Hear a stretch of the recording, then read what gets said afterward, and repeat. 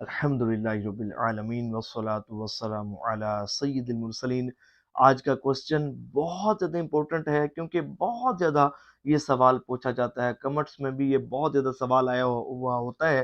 کہ ہمیں کون سا درود پاک پڑھنا چاہیے، کون سا درود پاک پڑھنا ہمارے لیے بہتر ہے۔ اور سم ٹائمز یہ ہوتا ہے کہ ہمیں کوئی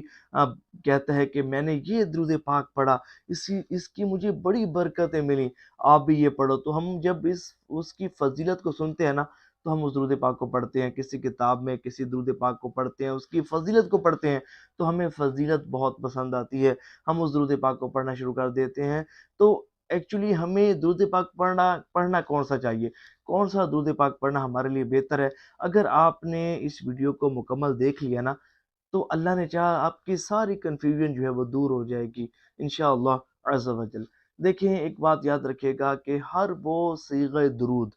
کہ جو درست معنی و مفہوم پر مشتمل ہو آپ اس کو پڑھ سکتے ہیں، کیونکہ آیت درود میں اللہ تبارک و تعالی نے کسی خاصیے کو پڑھنے کا حکم ارشاد نہیں فرمایا، یہ آیت مطلق ہے، اور اس میں اللہ تعالیٰ نے اپنے حبیب صلی اللہ علیہ وآلہ وسلم پر درود و سلام بھیجنے کا حکم ارشاد فرمایا ہے۔ تو ہر وہ صیغہ درود کہ جو درست معنی و مفہوم پر مشتمل ہو، ہر وہ صیغہ کہ جس میں درود بھی ہو، سلام بھی ہو، تو آپ اس درود پاک کو پڑھ سکتے ہیں۔ اچھا، اس میں جو درود پاک میں جو اہم چیز ہے، جو اصل چیز ہے نا، وہ رجوع قلب ہے، کیونکہ یہ بہت کاؤنٹ ہوتی ہے کہ آپ کس طرح درود پاک پڑھ رہے ہیں، آپ کس طرح ادب و آداب کو ملوز خاطر رکھتے ہوئے درود پاک پڑھ رہے ہیں، درود پاک پڑھتے ہوئے آپ کی توجہ کتنی ہے، یکسوئی کیسی ہے، آپ کا دل دماغ سب ایک جگہ پر مرکوز ہے، یا آپ کی زبان درود پاک پڑھ رہی ہے، دل کہیں اور مصروف ہے، دماغ کہیں اور مصروف ہے، اور آپ جو ہے وہ بے توجہی کے ساتھ، بے دھیانی کے ساتھ درود پاک پڑھ رہے ہیں۔ ٹھیک ہے، اس طرح بھی درود پاک قبول ہوتا ہے، مقبول ہوتا ہے، لیکن یہ جو درود پاک کا معاملہ ہے، جو شخص چاہتا ہو نا کہ درود پاک کا اسے بھرپور فیض ملے، اس کی روحانیت ترقی کرے، اور حضور نبی پاک علیہ الصلوۃ والسلام کی خصوصی توجہ اور قرب خاص نصیب ہو، تو کوئی بھی درود پاک کہ جو درست معنی و مفہوم پر مشتمل ہو اس کو پڑھے، بشرط یہ کہ گناہوں سے اجتناب کرے، گناہوں سے بچے۔ یہ گناہوں سے نہ بچنا، اپنی آنکھوں کو حرام سے پر کرنا اور پھر درود پاک پڑھنا، ٹھیک ہے، برکتیں ملیں گی، ثواب ملے گا، لیکن وہ فضائل و برکات آپ کو حاصل نہیں ہوں گے جو بزرگان دین رحمہم اللہ المبین کو حاصل ہوئے، جو بہت زیادہ درود پاک پڑھنے والے خاص بزرگان دین رحمہم اللہ المبین کو حاصل ہوئے۔ تو اگر آپ چاہتے ہیں نا کہ آپ کو درود پاک کا فیض ملے، درود پاک کی برکت سے آپ کی لائف میں پازیٹیو چینجز آئیں اور آپ کی زندگی بدل جائے، آپ کی دنیا سنور جائے، آخرت سنور جائے، اور آپ اپنے اندر واضح تبدیلی محسوس کریں، روحانی ترقی محسوس کریں، اور آپ محسوس کریں کہ واقعی مجھے درود پاک کا فیض مل رہا ہے اور میں نیک بن گیا ہوں، متقی، پرہیزگار، با حیا، سنتوں کا عامل اور کثرت سے عبادت کرنے والا،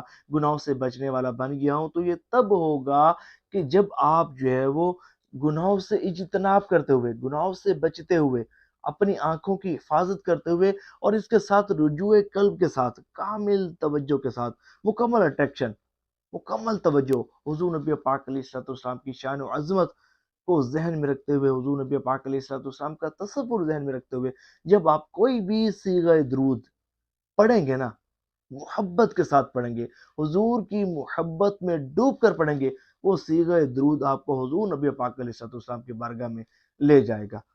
بشرط یہ کہ جو باتیں میں نے کی ان پر آپ عمل کریں۔ اور سم ٹائمز یوں ہوتا ہے کہ بعض لوگ کہتے ہیں کہ بھائی آپ صرف درود ابراہیمی پڑھو، کہ یہی درود ہے، اس کے علاوہ اور کوئی درود پاک نہیں ہے۔ دیکھیں، درود ابراہیمی بلا شبہ افضل ترین درود پاک ہے، افضل ترین درود پاک ہے، اور اس میں شک بالکل نہیں ہے، اور